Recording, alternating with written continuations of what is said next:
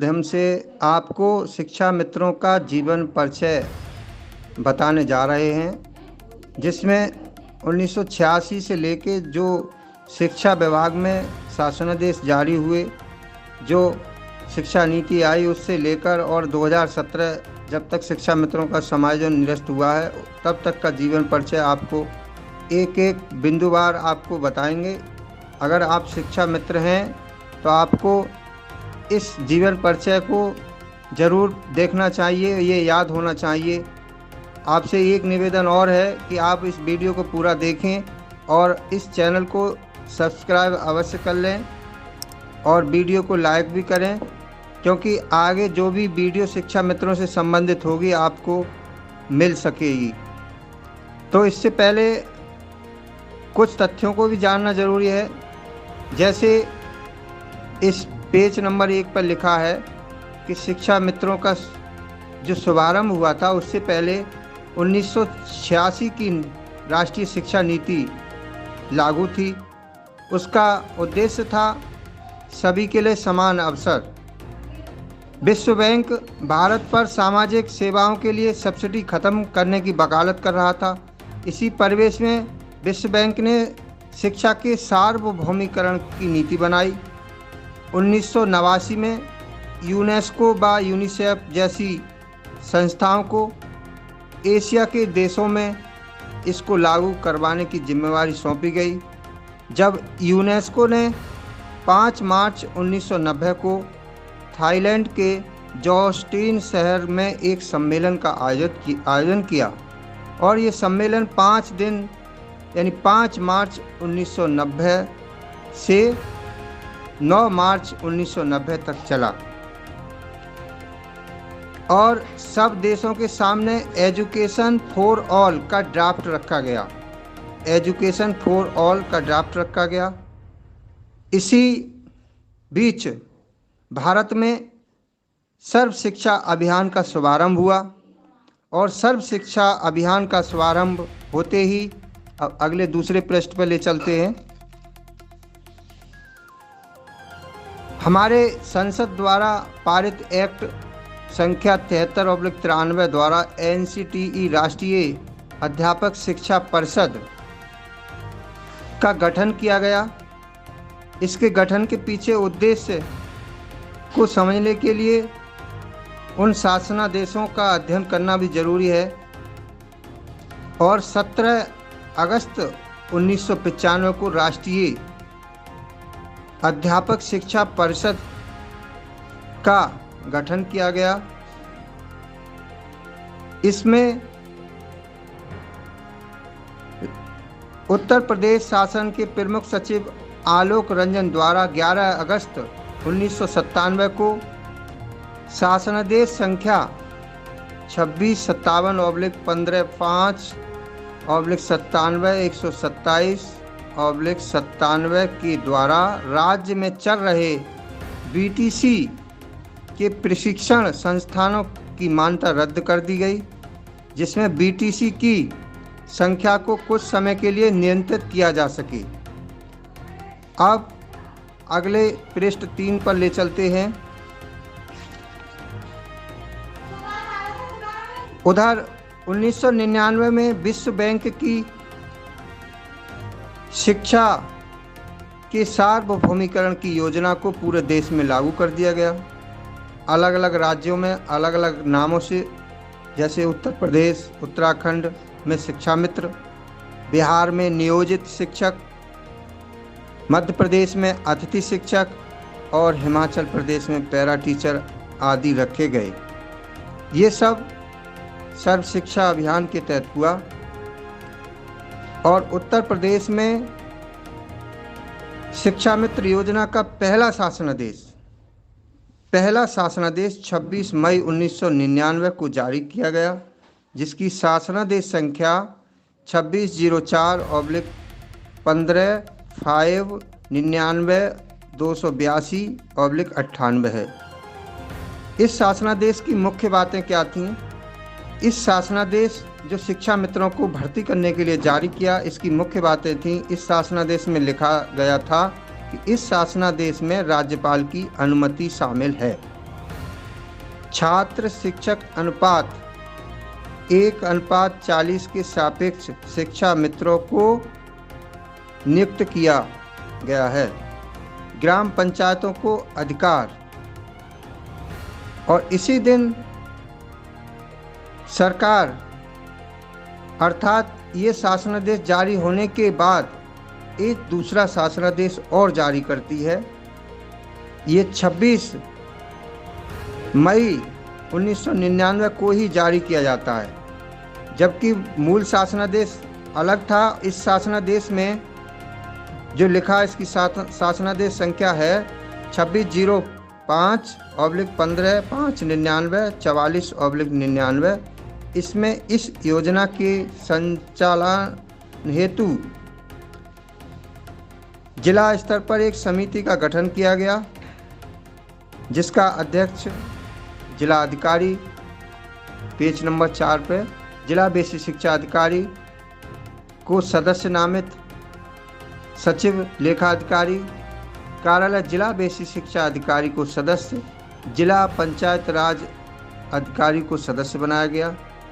इस तरह शिक्षा मित्र योजना में जब भर्ती हुई, उस समय शिक्षा मित्रों की योग्यता इंटर पास और मेरिट के आधार पर उनकी नियुक्ति की गई, जिसका शासनादेश 11/8/1999 को जारी किया, जिसकी शासनादेश संख्या 4386/15/599/282/98 है। इसमें ये कहा गया कि जो शिक्षा मित्र सहायक अध्यापक पद से शिक्षक रिटायर होंगे, उनके पदों पर भी शिक्षा मित्रों को नियुक्ति की जाएगी। यानी जो सहायक अध्यापक रिटायर होते गए, उनके भी पद जो खाली है, उन पर भी शिक्षा मित्रों को नियुक्त किया जाएगा, ये उसमें कहा गया।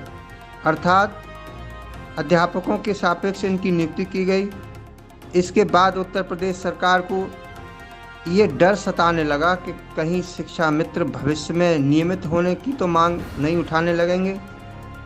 इसलिए अब सरकार ने चौथा शासनादेश और जारी किया। चौथा शासनादेश 1 जुलाई 2000 को जारी किया, जिसकी शासनादेश संख्या 129/1 15/5/2000 282/98 थी। इसमें लिखा, इनकी सेवा सामुदायिक सेवा है। छात्र शिक्षक अनुपात 1:40 में शिक्षा मित्रों की नियुक्ति। नंबर 3, इस शासनादेश में सरकार ने लिखा कि ये विश्व बैंक पोषित योजना है, और इस शासनादेश में केंद्र सरकार की कोई अनुमति शामिल नहीं है। जब एनसीटी को अध्यापकों के प्रशिक्षण व पात्रता के मापदंड तय करने का अधिकार थे, तब भी राज्य के पास कौन सा अधिकार जो शासनादेश जारी किए। इसमें शिक्षा मित्रों का चयन होता रहा। अब पेज नंबर 5 पर ले चलते हैं। ये केस साफ कहता है कि केंद्र सरकार और राज्य सरकार ऐसा कोई कानून, कोई एक्ट, शासनादेश नहीं बना सकती जो संविधान के मूल ढांचे को प्रभावित करता हो। अर्थात संविधान की प्रस्तावना और मूल अधिकारों को सीमित करने की शक्ति ना तो केंद्र सरकार के पास है और ना ही राज्य सरकार के पास है। इस शासनादेश द्वारा नियुक्तियां कर इन नौकरशाहों ने संविधान में निहित समानता के ढांचे के विपरीत असमानता का ढांचा खड़ा कर दिया, जो केवल शोषण पर आधारित था। अब इसी दौरान 5वां शासनादेश और जारी होता है। ये शासनादेश 15 जून 2007 को जारी किया जाता है। इसकी शासनादेश संख्या है 1073/79/5/2007 282/98। इस शासनादेश में कहा गया कि जो शिक्षा मित्र स्नातक हैं यानी बीए हैं और जो लगातार 3 वर्षों से कार्यरत हैं उनको बीटीसी चयन में 10% वेटेज दिया जाएगा। परंतु इस शासनादेश में 10 जुलाई 2007 को संशोधन करते एक नया शासनादेश, छठा शासनादेश फिर जारी किया गया, जिसकी शासनादेश संख्या 2259/5/2007 इसमें कहा गया कि जो बीएड अर्हताधारी शिक्षा मित्र हैं उनकी 10% जनपद स्तर पर श्रेष्ठता सूची अलग से बनाई जाएगी।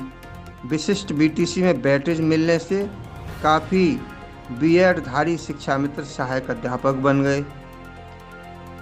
अगर शिक्षा मित्रों की नियुक्ति अध्यापक के सापेक्ष नहीं हुई थी तो क्या किसी समाज सेवक को वेटेज देने का कानून संविधान में है? ये भी एक प्रश्न उठता है।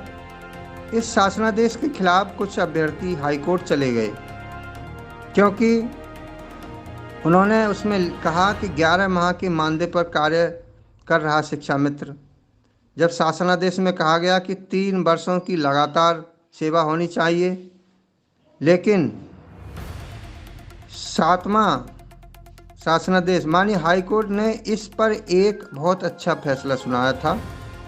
उसमें जजमेंट में कहा कि चूंकि साल में 1 महीने का अवकाश होता है, 11 माह शिक्षा मित्र शिक्षण कार्य करता है और इस दौरान इस सत्र को पूरा वर्ष मानते हुए 3 वर्ष का लगातार सेवा अवधि मानी गई और जो शिक्षा मित्र बीएड थे वो सहायक अध्यापक बन गए। इसी दरम्यान शिक्षा मित्रों की नियुक्ति लगातार 1999 से 2009 तक होती रही और 10 वर्षों में लगभग 1,78,000 शिक्षा मित्रों को नियुक्त किया गया। उस समय ना तो किसी जिला विशिष्ट शिक्षा अधिकारी ने, ना किसी जिलाधिकारी ने, ना किसी प्रमुख सचिव ने, ना किसी प्रमुख सचिव को संविधान का ध्यान रहा और असंवैधानिक नियुक्तियां करते रहे, ना ही एनसीटी की गुणवत्ता की याद आई। जिस संस्थान में बैठे अधिकारियों को 15 सालों तक यही नहीं पता चला कि उनके अधिकार और कर्तव्य क्या हैं, ऐसे संस्थान की संवैधानिक के क्या मायने हैं। अचानक उसी समय 9 जून 2010 को, यानी पेज नंबर 6 पढ़ रहा हूँ, 9 जून 2010 को एनसीटीई को अध्यापकों की गुणवत्ता की याद आ गई और एनसीटी ने 9 जून 2010 को सभी राज्यों को निर्देश जारी किया कि यहाँ जो अप्रशिक्षित अध्यापक कार्यरत हैं उनको राष्ट्रीय अध्यापक शिक्षा परिषद द्वारा अनुमोदित होने के पश्चात 2 वर्षीय पाठ्यक्रम राज्य को चलाने के लिए कहा गया। अपने राज्य के अप्रशिक्षित सेवारत अध्यापकों को राष्ट्रीय अध्यापक परिषद द्वारा मान्यता प्राप्त संस्थान से ही प्रशिक्षित करें। ये सुनिश्चित करें कि पाठ्यक्रम कम से कम 2 वर्ष का हो। परंतु इससे पहले कि राज्य यहाँ अप्रशिक्षित अध्यापकों का डाटा कलेक्ट करता, उससे पहले एनसीटी ने IT act 2009 right to education लागू होने की अधिसूचना 23 अगस्त 2010 को जारी कर दी और 23 अगस्त 2010 के धारा 23 के फर्स्ट के तहत योग्यता पूरी करने के लिए धारा 23(2) में सभी राज्यों को ये छूट प्रदान की कि वह 31 मार्च 2015 तक योग्यता पूरी करा सकते हैं। एनसीटी को राइट टू एजुकेशन एक्ट 2009 लागू करने की इतनी जल्दी क्यों थी? पहले इन अप्रशिक्षित अध्यापकों का मसला हल होना चाहिए था।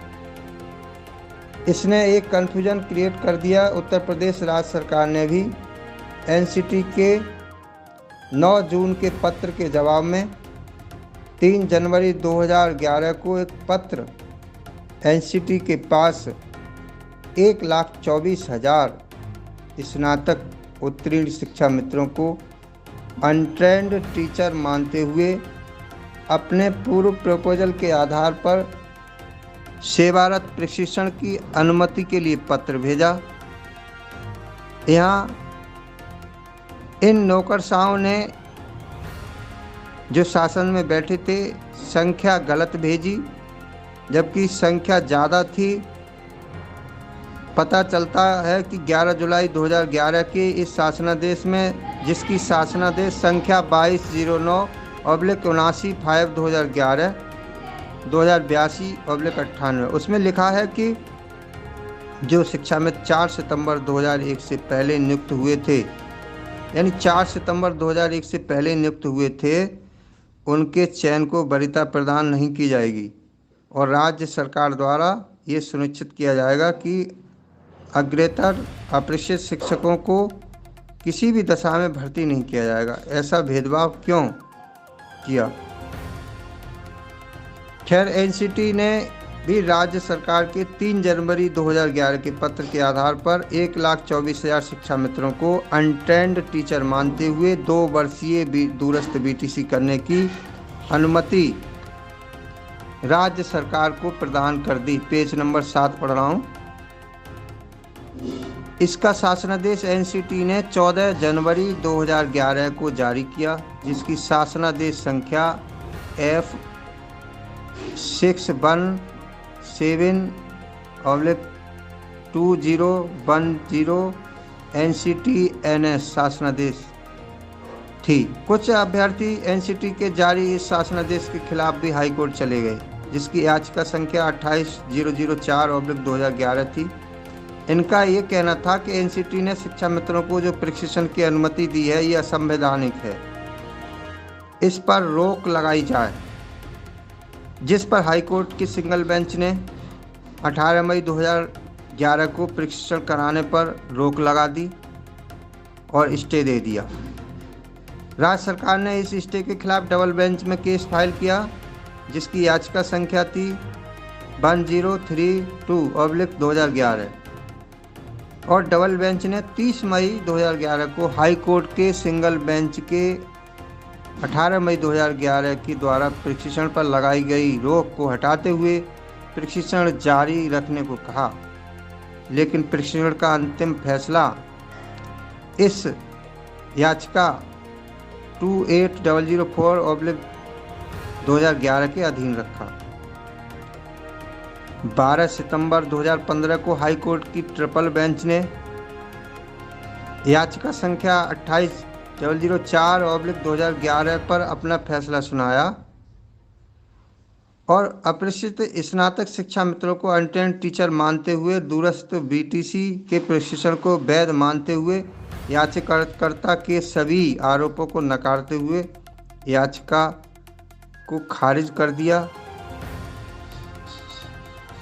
हाई कोर्ट डबल बेंच द्वारा सिंगल बेंच के स्टे हटने के उपरांत राज्य सरकार द्वारा 11 जुलाई 2011 को एक शासनादेश जारी किया, जिसकी शासनादेश संख्या है, देखिए 18वां शासनादेश जारी होता है 2209/79/5/2011 282/98। इसमें राज्य शैक्षिक अनुसंधान एवं प्रशिक्षण परिषद उत्तर प्रदेश लखनऊ को 1,24,000 स्नातक पास अप्रशिक्षित शिक्षा मित्रों के प्रशिक्षण को 2 चरण में प्रशिक्षण पूरा करने के लिए जून 2015 तक का समय निर्धारित किया और फिर राज्य शैक्षिक अनुसंधान एवं प्रशिक्षण परिषद उत्तर प्रदेश ने एक पत्र संख्या 8889/9050 और SSA 2011-12 में स्नातक अप्रशिक्षित शिक्षा मित्रों को दूरस्थ विधि से प्रशिक्षण कराने के लिए विस्तृत दिशा निर्देश जारी किए। इसी दरमियान जब प्रशिक्षण का आदेश हो गया, ट्रेनिंग शुरू हो गई दूरस्थ बीटीसी की, तो 2011, 2013, 2014 में उत्तर प्रदेश सरकार ने टेट की परीक्षा का आयोजन किया, जिस परीक्षा में जो शिक्षा मित्र बैठे उनमें से 22,000 शिक्षा मित्र पास हुए। Page number 8। 6 दिसंबर 2013 को एक शासनादेश उदाहरणार्थ प्रस्तुत किया। शासनादेश संख्या है 2991/15/11/2013 2750/12। अब प्रशिक्षण के उपरांत शिक्षा मित्रों का सहायक अध्यापक के पद पर समायोजन संबंधी शासनादेश, जो पहले बैच का शासनादेश जारी हुआ, वो 30 जनवरी 2014 को राज्य सरकार के द्वारा जारी किया गया, जिसकी शासनादेश संख्या 443/79/5/2014 282/98 थी। इसी से संबंधित दूसरा शासनादेश जो दूसरे बैच के लिए जारी हुआ, वो 14 जून 2014 को जारी किया गया, जिसकी शासनादेश संख्या 2253/79/5/2014 282/98 थी। यहाँ पर वर्तमान सरकार ने पूर्ववर्ती सरकार के जो शासनादेश था 2209/79/5/2011 282/99 में, जो 4 सितंबर 2001 के पहले भर्ती जो शिक्षा मित्र थे उनको बाधित जो किया था, उस गलती को सुधार करते हुए सभी को प्रशिक्षण में शामिल किया जो स्नातक की योग्यता रखते थे। जो स्नातक की योग्यता रखते थे, प्रशिक्षण से छूट रहे थे, उनको भी शामिल किया गया और ये प्रशिक्षण प्राप्त करने वालों की संख्या 1,43,000 थी, लेकिन उसमें समायोजन केवल 1,37,000 का हुआ था। अर्थात 1,37,000 शिक्षा मित्र सहायक अध्यापक बन गए, जबकि 6,000 शिक्षा मित्र प्रशिक्षण प्राप्त करने के बाद भी सहायक अध्यापक नहीं बन पाए। बाकी जो इंटर पास शिक्षा मित्र थे वो 2009 से अपनी योग्यता पूरी करने में लग गए।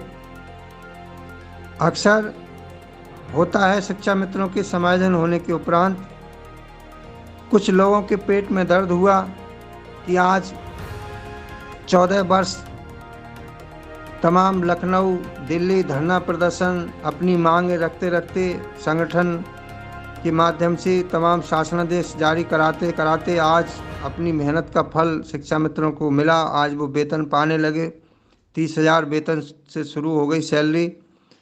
तो एक अभ्यर्थी आनंद कुमार यादव ने उत्तर प्रदेश सरकार के खिलाफ हाई कोर्ट में केस दायर कर दिया, जिसकी याचिका संख्या थी 34,833/2014। मैंने पूर्व में उन सभी बीटीसी अभ्यर्थियों जिन्होंने अपनी नियुक्ति के लिए केस दायर किए, उनमें किसी भी शिक्षा मित्रों की नियुक्ति को आधार नहीं बनाया। किसी ने भी शिक्षा मित्रों पर कोई आरोप नहीं लगाया कि ये क्यों भर्ती हो रहे हैं।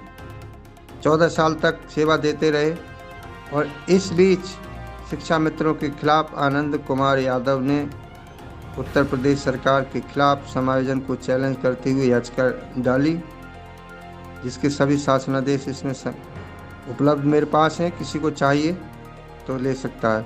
उनका मानना है कि एक शिक्षक किसी से घृणा नहीं कर सकता, ना ही किसी दूसरे के घर को उजाड़कर अपना घर बसा सकता है। अगर कोई ऐसा करता है तो शिक्षक बनने योग्य नहीं है। जब 1999 से 2009 तक 10 वर्षों तक शिक्षा मित्रों की नियुक्तियां होती रहीं और आपत्ति करने का अधिकार तो उन बीटीसी अभ्यर्थियों को था जिन्होंने 1993 से लेकर 99 के बीच बीटीसी का प्रशिक्षण लिया, क्योंकि अधिकारों का तो हनन उनका हुआ। उन्होंने कोई आपत्ति नहीं की। एनसीटी ने मापदंड के बाहर जाकर शिक्षा मित्रों को नियुक्त किया तो किसी ने आपत्ति नहीं की। पेज नंबर 9, अंतिम पेज। तीसरा शब्द ये है कि नौकरशाह जिन्होंने 10 साल तक असंवैधानिक नियुक्तियां करते रहे और किसी को आपत्ति नहीं हुई, 15 साल बाद किसी को आपत्ति करने का अधिकार कैसे हुआ। और हाई कोर्ट में याचिका संख्या 34,833/2014 में उन्होंने 4 बातें मुख्य लिखी गई देखिए, शिक्षा मित्रों के समायोजन को निरस्त होने का 4 मुख्य कारण क्या थे, आपको इन्हें ध्यान से इन पर विस्तृत चर्चा करनी है। इनके बारे में आपको पूरी जानकारी भी बहुत ज़रूरी है। सबसे पहले हाई कोर्ट में जो समायोजन निरस्त हुआ था उसमें 4 बिंदु थे। उन्होंने कहा कि इनकी सेवा सामुदायिक सेवा है, यानी एक तरह से इनको समाज सेवक माना गया शिक्षा मित्रों को। दूसरा नंबर पॉइंट था उनका कि ये अनक्वालिफाइड हैं, अर्थात ये अयोग्य हैं। उन्होंने अयोग्य भी बता दिया शिक्षा मित्रों को। तीसरा बिंदु था इनकी नियुक्ति गैर कानूनी बता दी, क्योंकि उन्होंने कहा कि इनकी बैकडोर से एंट्री हुई है। चौथा कारण उन्होंने लिखा कि उमा देवी केस के आधार पर इनको 2 भर्ती के माध्यम से नियमित करना, उमा देवी को भी आधार बना दिया। जबकि एक लाइन में ये भी लिख दिया कि ये 1,78,000 शिक्षा मित्रों का मामला है, इसलिए समायोजन निरस्त किया जाता है। सरकार चाहे तो इन्हें पूर्व के पद पर रख सकती है। हाई कोर्ट से समायोजन निरस्त होने का मामला सुप्रीम कोर्ट गया, जिसकी सिविल अपील संख्या 9529/2017 थी। पहले तो सुप्रीम कोर्ट ने हाई कोर्ट के जजमेंट पर स्टे दे दिया और फिर वेतन भत्ते सब कुछ मिलने लगा शिक्षा मित्रों को। सुनवाई चलती रही। 25 जुलाई 2017 को हाई कोर्ट के जजमेंट को ही ज्यों का त्यों सुप्रीम कोर्ट ने स्वयं उसको लागू करते हुए शिक्षा मित्रों के खिलाफ एक फैसला दे दिया, जिससे शिक्षा मित्रों को बहुत बड़ा आघात हुआ। आज इस 2017 के आदेश के कारण आज उत्तर प्रदेश में 5,000 से अधिक शिक्षा मित्रों ने अपनी जान दे दी, आत्महत्या कर ली, फांसी लगा ली। इसी केस के विश्लेषण में ये यहाँ तक था शिक्षा मित्रों का जीवन परिचय, जो संघर्ष, जो शासनादेश 1999 से भर्ती होने के बाद 2017 जहाँ समायोजन निरस्त हुआ, वहाँ तक की जानकारी। अब शेष जानकारी हम पार्ट 2 में देंगे। आपको इस वीडियो को देखना चाहिए, ये जानकारी अपने रखनी चाहिए। हमारे इस चैनल को भी आप सब्सक्राइब कर दें और इस वीडियो को लाइक भी कर दें और हर शिक्षा मित्र तक इसे सुनवाएं। धन्यवाद। मैं पदम सिंह शिक्षा मित्र, जनपद संभल।